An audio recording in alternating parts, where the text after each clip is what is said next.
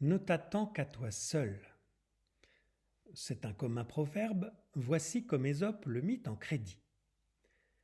Les alouettes font leur nid dans les blés quand ils sont en herbe, c'est-à-dire environ le temps que tout aime et que tout pullule dans le monde, monstres marins au fond de l'onde, tigres dans les forêts, alouettes aux champs.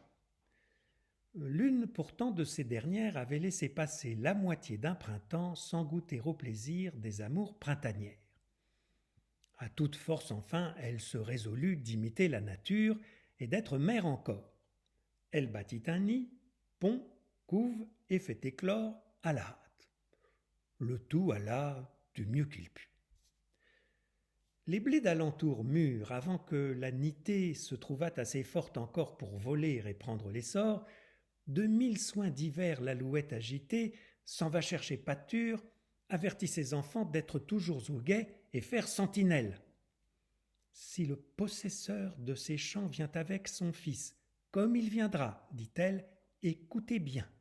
Selon ce qu'il dira, chacun de nous décampera. Sitôt que l'alouette eut quitté sa famille, le possesseur du champ vient avec son fils. Ces blés sont mûrs, dit-il. Allez chez nos amis, les prier que chacun, apportant sa faucille, nous vienne aider demain, dès la pointe du jour. Notre alouette, de retour, trouve en alarme sa couvée. L'un commence. « Il a dit que l'aurore levée, l'on fit venir demain ses amis pour l'aider. » S'il n'a dit que cela, repartit l'alouette, rien ne nous presse encore de changer de retraite. Mais c'est demain qu'il faut tout de bon écouter.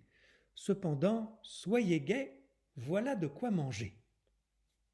Heureux pu, tout s'endort, les petits et la mère. L'aube du jour arrive, et d'amis point du tout. L'alouette à l'essor, le maître s'en vient faire sa ronde ainsi qu'à l'ordinaire.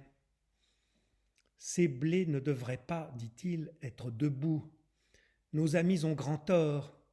Et tort qui se repose sur de tels paresseux, à servir ainsi lent. Mon fils, allez chez nos parents les prier de la même chose.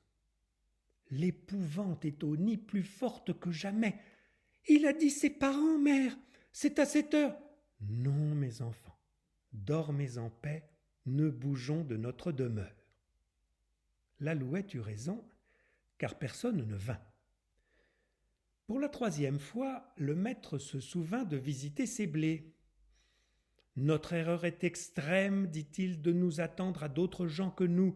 Il n'est meilleur ami ni parent que soi-même. Retenez bien cela, mon fils. Et savez-vous ce qu'il faut faire ? Il faut qu'avec notre famille, nous prenions dès demain chacun une faucille. C'est là notre plus court. Et nous achèverons notre moisson quand nous pourrons. » Dès lors que ce dessein fut su de l'alouette, « C'est ce coup qu'il est bon de partir, mes enfants. » Et les petits, en même temps, voltant, se culbutant, délogèrent tous sans trompette.